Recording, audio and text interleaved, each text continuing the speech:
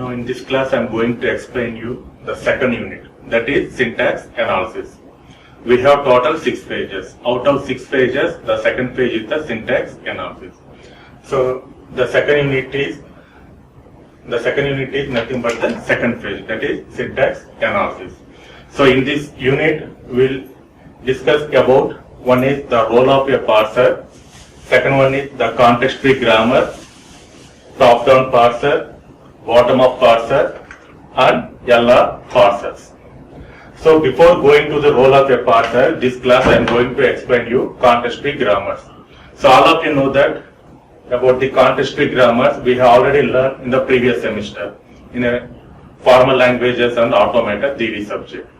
Now we will see, once again we recall the context-free grammar topic. So what is meant by context-free grammar?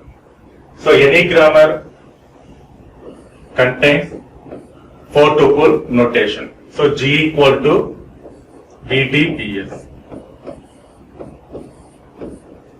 The grammar contains 4-tuple notation. G equal to VTPS, where V means variables.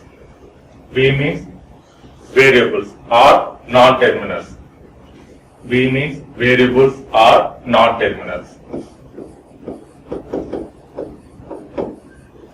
T means terminals, set of terminal symbols.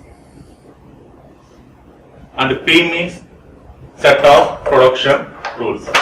So here in this case, in a context-free grammar, the production is of the form A to alpha. It is of the form A to alpha. A to alpha. Where here the production left hand side symbol is A. What is A? A is a non-terminal symbol or variable, and the length of the variable is 1. And the length of the variable is 1. So here V, A means it belongs to variable. It belongs to variable only. And the production right hand side is alpha. What is alpha? So here in this case it is a context-free grammar. So in a context-free grammar, the alpha defines it is a combination of variables and terminals. It is a combination of variables and terminals. And the fourth tuple is S, where S is starting symbol of the grammar. So any grammar contains a 4-tuple notation G equal to VTPS, where V means set of variables or non-terminal symbols, and T means terminal symbols, set of terminal symbols. P means set of productions of the form A to alpha, where A belongs to variable and the length of the variable should be 1, and the production right hand side is alpha. So here alpha belongs to all possible combination of variables and terminals. And the last one is S is starting symbol of the grammar. So in a context-free grammar, we are following some notations. In that, the first point is the capital letters like A, B, C, D, E. The capital letters denotes variables. The capital letters represents the variables. Generally, we are using S. The capital letter S, where S is starting symbol of the grammar. So generally we are using the starting symbol of the grammar is S. And the second point is the lowercase letters. Small a, B, C, D, E.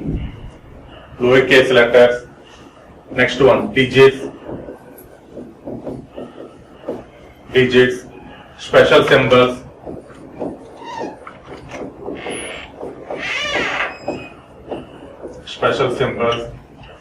and boldface strings.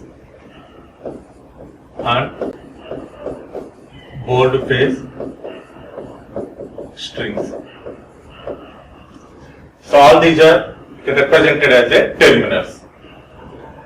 So the terminals are all lowercase letters, digits, nothing but 0 to 9, 0, 1, 2, 3, up to 9. Special symbols, take any symbol, plus, star, question mark, full stop, comma, whatever it is, any special symbol, and bold-faced strings, all are represented as the terminals. And the third point is the capital letters, X comma, Y comma, Z. The capital letters, X comma, Y comma, Z. It represents capital X, capital Y, capital Z. So it represents either terminal or non-terminals. Either terminals or non-terminal. Capital X, capital Y, capital Z. And the fourth one is the lowercase letters. Suppose U, V, W, X, Y, Z. The lowercase letters U, V, W, X, Y, Z. It represents string of terminals.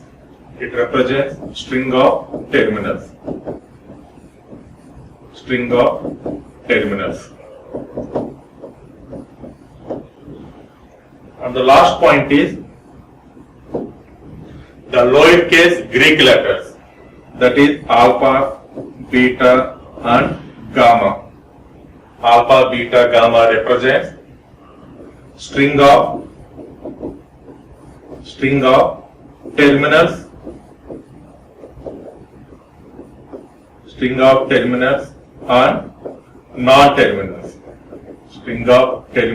and non-terminals. So all these are the notations, and these notations are used in the context-free grammar. So the first one is the variables are nothing but all capital letters are variables. Generally, we are using the symbol S. This is starting symbol of the grammar. And the second point is the lowercase letters. The lowercase letters A, B, C, D, E, F, G. Next one, digits 0 to 9, special symbols, and bold-faced strings are terminals. And the third one is the capital letters X, Y, Z. It represents either terminal or non-terminal.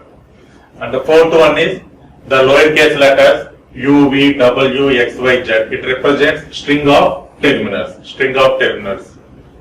like this one, A, B, C, D. It is a string. The string contains only terminals. Next one, alpha, beta, gamma, the lowercase letters. It represents string of terminals and non-terminals.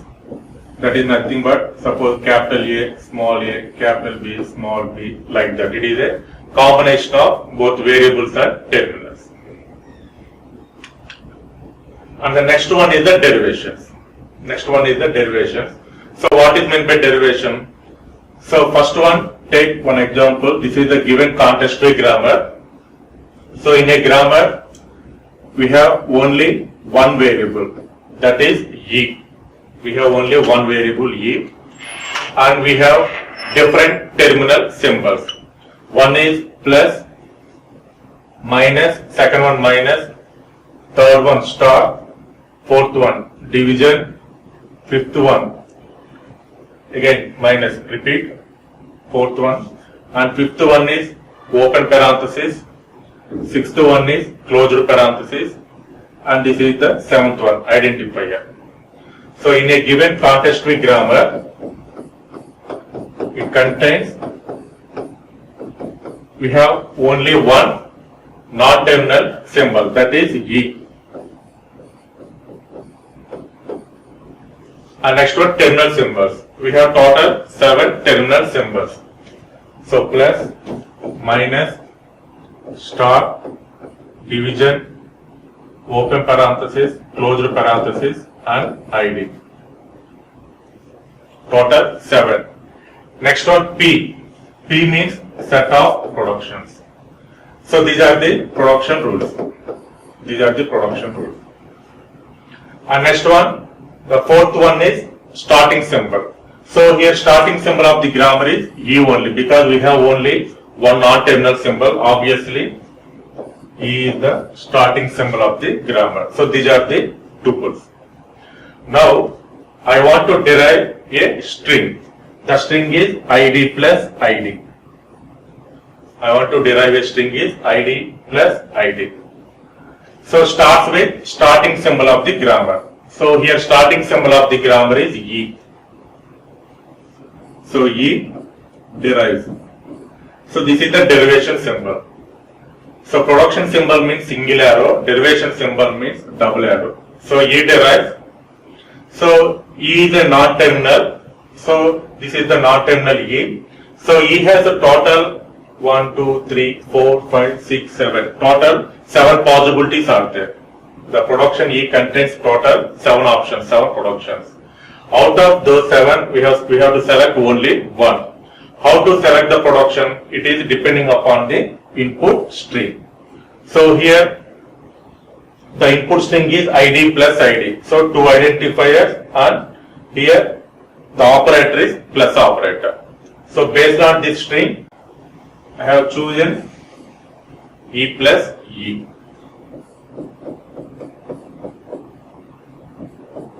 This one.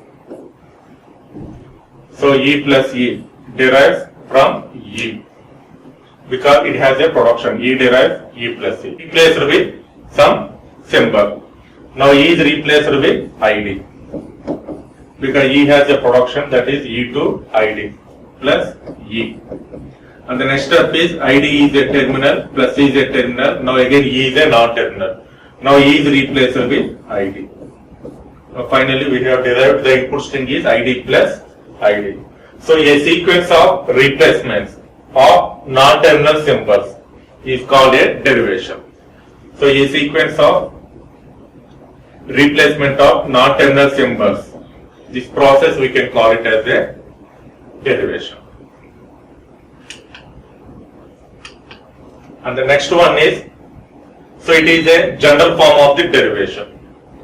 So this is the derivation symbol, and this is the left hand side of the grammar, and this is the right hand side of the grammar, like this. So alpha 1 derives alpha 2, derives alpha, derives so on, alpha n. So this is the derivation step. If you write this one is, the meaning is this, the meaning is it derives one step. The meaning is it derives one step. Suppose if you put star, so all of you know that the star indicates that 0 or more. So it derives in 0 or more steps. If you put plus, plus meaning is it derives 1 or more steps. And the next one is derivations. So we have, in a context with grammar, we have two types of derivations. One is leftmost derivation, and second one is rightmost derivation. Leftmost and rightmost derivation. Suppose, what is meant by leftmost derivation? If we always choose the leftmost non-terminal in each derivation step, this called, we can call it as a leftmost derivation. And then what is meant by rightmost derivation? It always choose the rightmost non-terminal in each derivation step. This one we can call it as a rightmost derivation. Suppose now I want to derive the string minus of ID plus ID.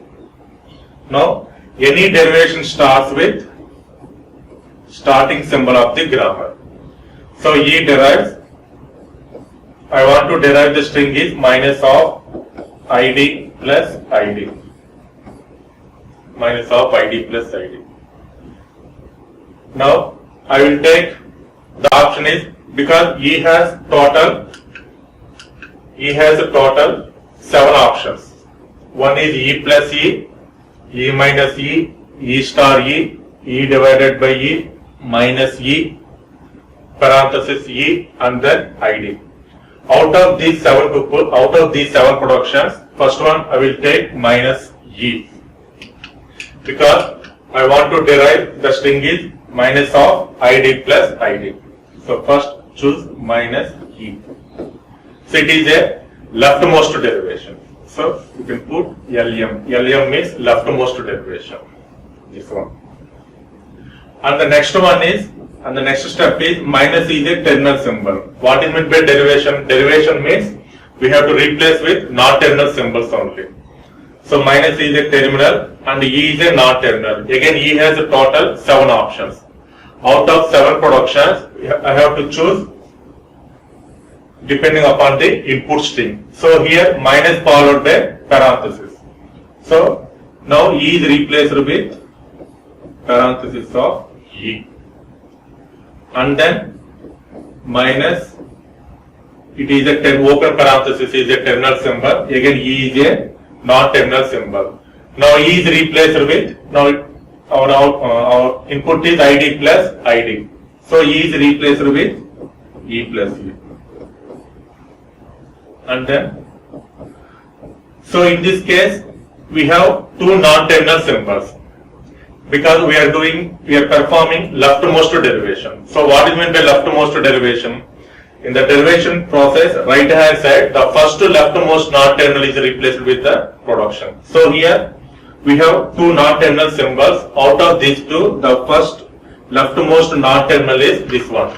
Now this E is replaced with ID and next one plus E. And the next step is, again it is a terminal symbol.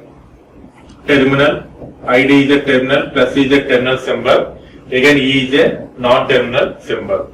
Now E is replaced with ID. Finally, we derive the string is minus of ID plus ID. So this is a leftmost derivation. And the next one is rightmost derivation. Next one is rightmost derivation.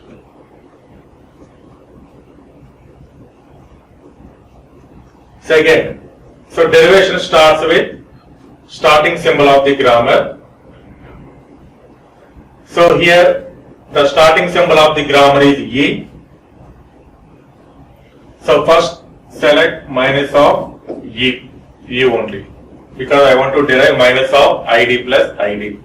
And so this is a RM, rightmost derivation. And the next step is minus. Here we have only single non-terminal symbol. So obviously E is replaced with parenthesis E. And the next one, here also we have single non-terminal symbol. So E is replaced with E plus E. And now we have 2 non-terminal symbols. So this is a rightmost derivation. Rightmost derivation means the first rightmost non-terminal is replaced with the terminal symbol. So here the first rightmost non-terminal is this one. So E plus this non-terminal is replaced with ID.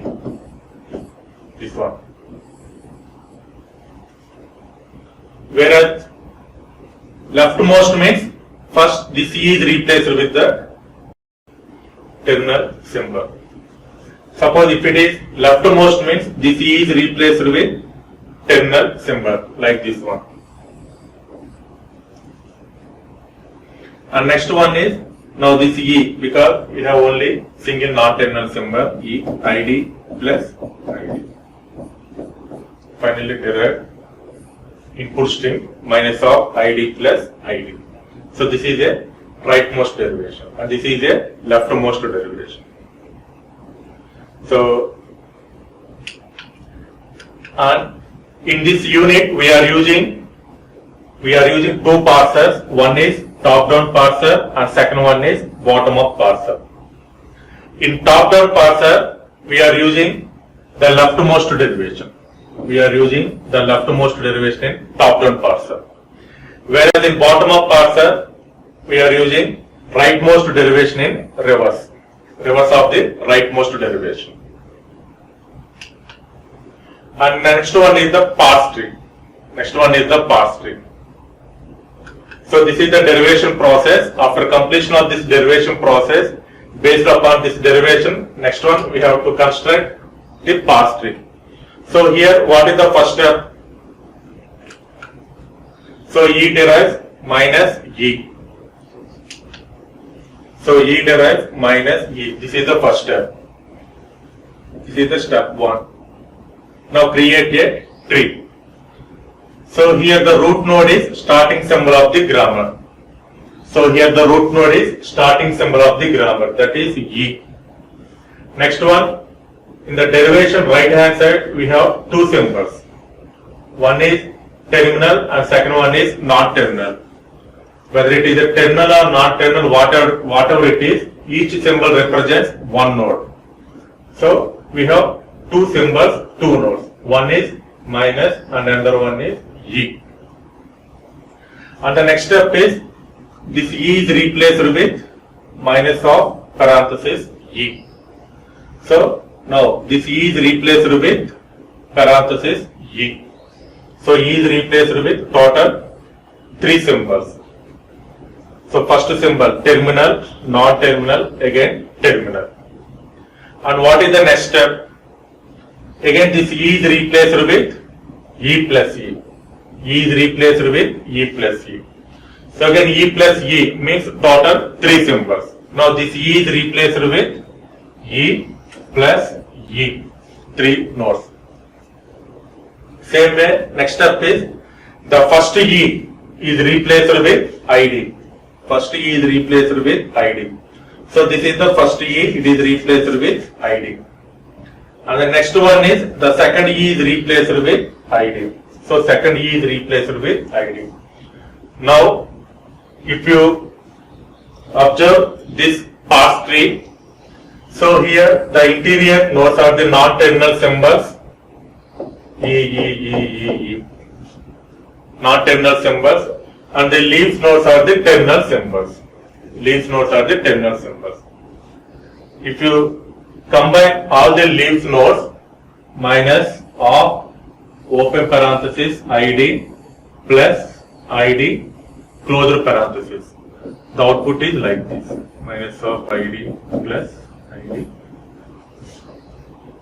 So in this way we have to construct the parse tree. The next one is the ambiguity.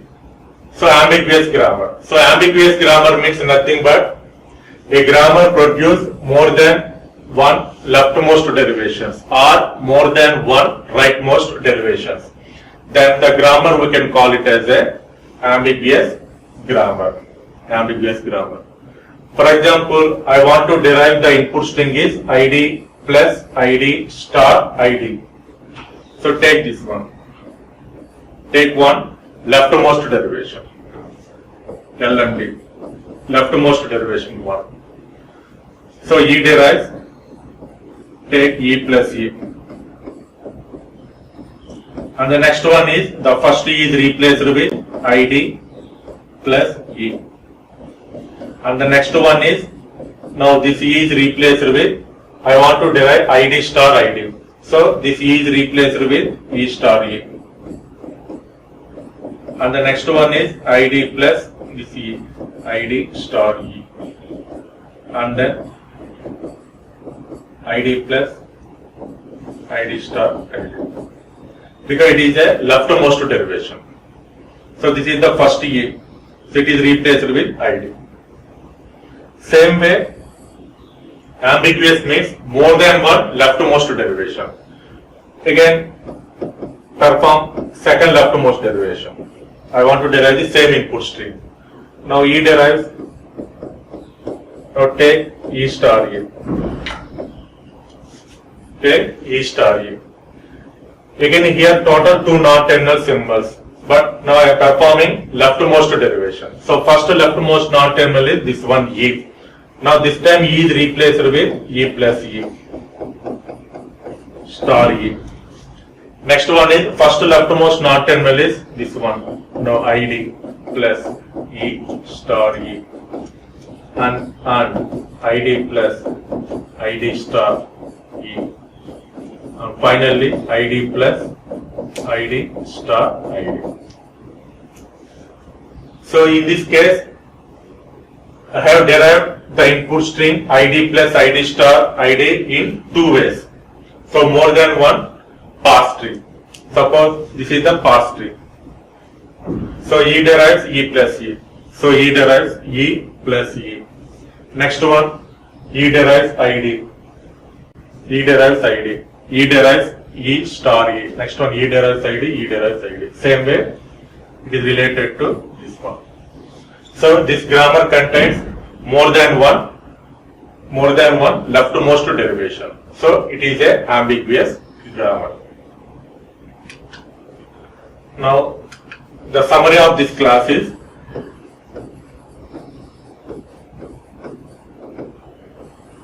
so in this class I have discussed about the context-free grammar.